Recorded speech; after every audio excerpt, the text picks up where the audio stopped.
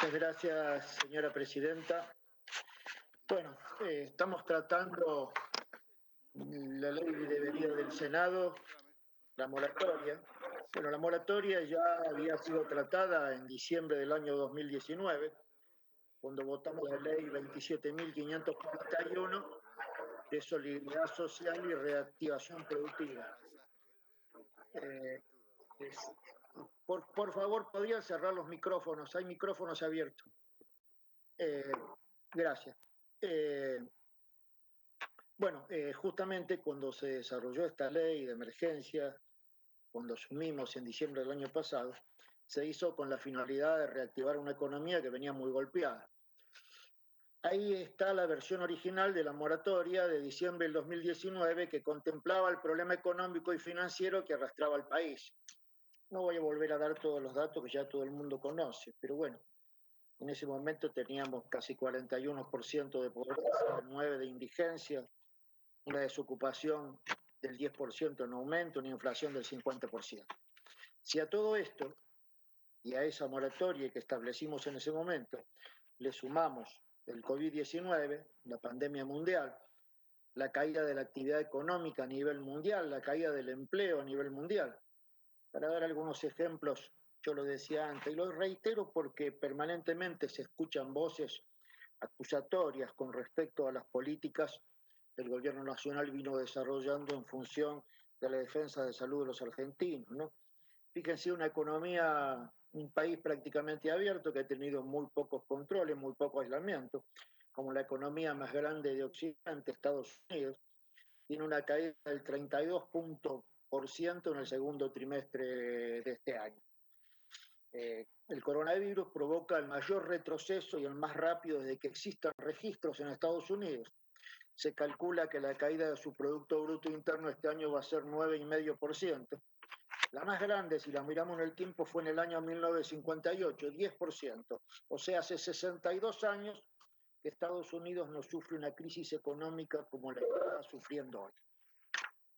Bueno, para ir directamente ahora a la moratoria que habíamos establecido aquella vez, ¿no es cierto?, en su capítulo 1, título 4, hablaba de las MIPYMES. Era una moratoria que estaba destinada a las pequeñas y medianas empresas, ¿no es cierto?, y a todos los contribuyentes a la FIC menores.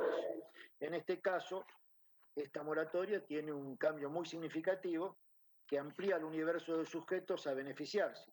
En este caso serían las grandes empresas las beneficiadas con el acceso a la nueva moratoria y que de hecho es razonable, ya que muchas de ellas también están pasando enormes dificultades. Bueno, entonces en la moratoria original se sustituye el tema MIPYMES y queda para todo el mundo. Todo el mundo puede adherirse a esta moratoria.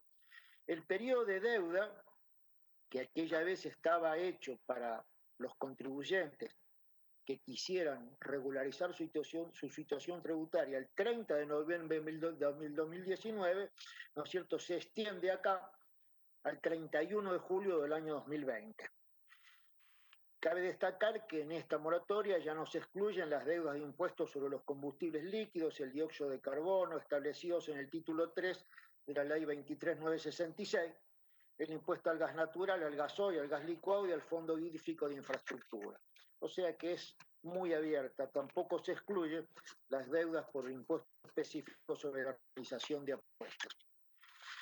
También los plazos de acogimiento.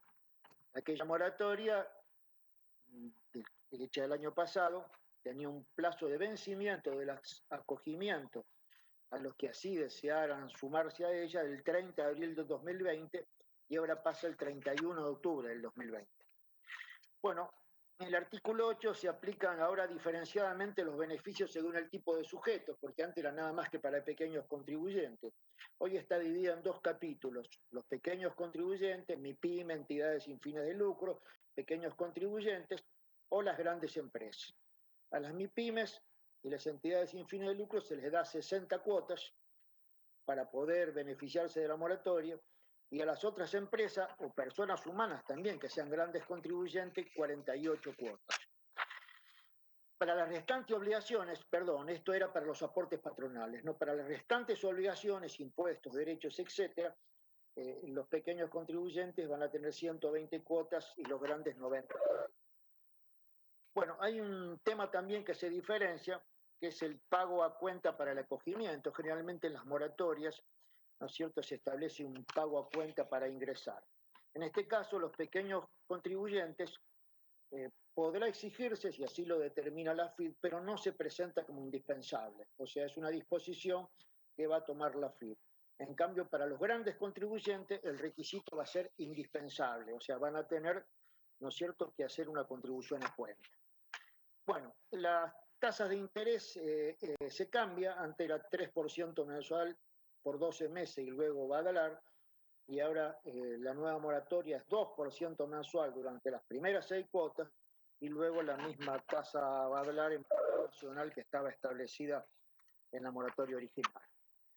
Bueno, hay modificaciones que se agregaron en diputados importantes. Una de ellas sustituye el artículo 16 de la moratoria e incluye a los declarados en quiebra, donde se haya dispuesto la continuidad de la explotación. O sea, un declarado en quiebra, pero que la explotación tiene continuidad. Ahí se hace una excepción, porque los concursos preventivos de los primeros 9 meses del año 2016 al 2019 crecieron para los distintos sectores, o sea, es razonable. Miren algunos datos que le voy a dar. Si tomamos Cava, Córdoba y provincia de Buenos Aires, ¿no es cierto?, 3 de las economías por su potencialidad y cantidad de habitantes más importantes, entre el 2016 y el 2019 los concursos preventivos tuvieron un importante incremento, 102% en el comercio, 79% en la construcción, 129% en los recursos primarios y 135% en los servicios. Esto también trajo aparejado, ¿no es cierto?, un aumento en las quiebras. Estamos hablando de la gestión anterior. La construcción tuvo 104% de aumento en las quiebras, la industria 51%, los servicios 33%. Bueno, por lo tanto, esto que se puso en esta nueva moratoria es una cosa importante porque permite a las quiebras que están en estado de explotación poder acogerse a la moratoria. Bueno, si bien también excluye de la moratoria, también hay circunstancias donde excluye de la moratoria a los declarados en quiebra respecto de que no se haya dispuesto la continuidad de la explotación. Pero hay alguna excepción. Por ejemplo, si una empresa está declarada en quiebra, no contiene continuidad de la explotación, ¿no es cierto?, pero está en esta circunstancia, puede adherir al régimen a los efectos de la conclusión del proceso falencial, una oportunidad que se le da. También si cumplen los requisitos de pago y acogimiento a la moratoria, y también si se produce la conclusión del proceso falencial por avenimiento dentro de los 90 días corridos para la adhesión del plan, término que es prorrogado y manejado por la FIP. Bueno, otra cosa interesante es el artículo 13 y se refiere a qué pasa con los que ya adhirieron a la moratoria. No hay que olvidarse que muchos en estos cambios ya se han acogido a la moratoria. ¿Qué pueden hacer? Bueno, tienen 2 opciones. Pueden seguir con el plan actual como adhirieron, o pueden refinanciar el plan que habían adherido para esta nueva moratoria. Esto el contribuyente lo deberá manifestar optando por no mantener las condiciones del plan oportunamente presentado. O sea que los que ya se habían adherido a la otra moratoria pueden desestimarla y adherirse a la nueva si así lo creen. Bueno, el artículo 14, también hay un cambio interesante, no muy habitual, incorpora un artículo, ¿no es cierto?, que da beneficio a los contribuyentes cumplidores. O sea, es una cosa que siempre se habló, ¿no es cierto? Bueno, una moratoria premia a los que por algún motivo no pagaron y qué se hace con los que realmente, ¿no es cierto?, siempre han cumplido. Bueno, en este caso hay beneficios para contribuyentes cumplidores, pero son para 3 categorías, para los monotributistas, para las personas humanas y o sucesiones indivisas, y para los sujetos de empresas que sean micro y pequeñas empresas, o sea, para los pequeños contribuyentes. Para los monotributistas el beneficio será la excepción del componente impositivo que va desde las 6 cuotas mensuales para la categoría A y B hasta 2 cuotas para las categorías más altas. En ningún caso el límite del beneficio para los monotributistas podrá pasar de los 17.500 pesos con respecto, ¿no es cierto?, al, al estado en los cuales se incluyó durante toda su contribución.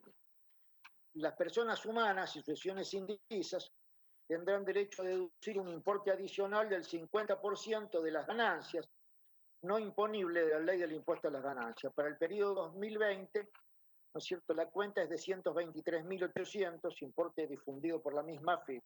O sea, para quien pagan la escala del 35%, el beneficio sería de esos 123.000 por 35. En realidad tendría un tope de 43.000 pesos. Para las micro y pequeñas empresas, el beneficio radica en la amortización acelerada de las inversiones que se realicen. O sea, en este caso se tienen en cuenta las inversiones. Esto es para empresas, ¿no es cierto? Micro y pequeñas empresas para MIPYMES. En los bienes muebles amortizables, adquiridos o fabricados, ¿no es cierto?, que antes tenían 5 o 10 años, pasa a 2 años. En los bienes muebles amortizables, importados a 3 años, y en las obras de infraestructura que realicen estas pequeñas y medianas empresas, acelera la amortización a la mitad del tiempo. Ejemplo, si el tiempo de amortización es de 50 años, bajaría a 25, ¿no es cierto? Por ejemplo, cualquier cuestión que se desarrolle. Bueno, por último, el artículo 15 invita a las provincias y municipios a que establezcan similares beneficios, sobre todo en ingresos brutos y tasas municipales. Esto es muy importante, ¿no es cierto? Buscamos un esfuerzo compartido y sabemos que ingresos brutos es un impuesto muy regresivo, pero también sabemos que es una de las mayores recaudaciones de las provincias. Un esfuerzo en los ingresos brutos provinciales o en las tasas municipales ayudaría a que el contribuyente también se alivie y sería, ¿no es cierto?, un buen gesto de acompañamiento del gobierno nacional, ya que no nos olvidemos que todos tributamos en 3 categorías: en el Estado nacional, en el Estado provincial y en los estados municipales. Y los 3 muchas veces nos cobran impuestos que de uno u otro modo, ¿no es cierto?, si bien son constitucionalmente válidos de sus jurisdicciones, son complementarios. Por eso que una suma de esto sería muy importante. Bueno, ahora sí, por último, el artículo 17 se suspende por el término de 1 año el curso de la prescripción. Esto es para determinar o exigir el pago de los tributos, para aplicar multas con relación a los mismos y también para la caducidad de la instancia en los juicios de ejecución fiscal de recursos judiciales. Bueno, señora presidenta, en síntesis, es una moratoria. Señor presidente, perdón, senador Clos, estaba un poco distraído. Bueno, señor presidente, esta es una moratoria, es la extensión de una moratoria que se le da la posibilidad al Estado Nacional de recaudar un poco más y la gente también a poder pagar sus impuestos. Y entonces, como norma elemental, más allá de las modificaciones, es una moratoria que estuvo hecho para la situación económica de un país recibido en diciembre del año pasado y ahora está basado en la situación económica de un país que, aparte de esa circunstancia, hoy está en pandemia.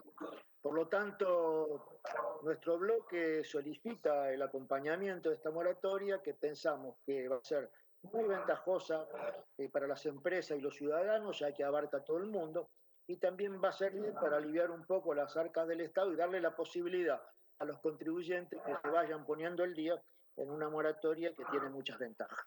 Nada más que eso. Muchísimas gracias, señor presidente. Gracias, señor senador.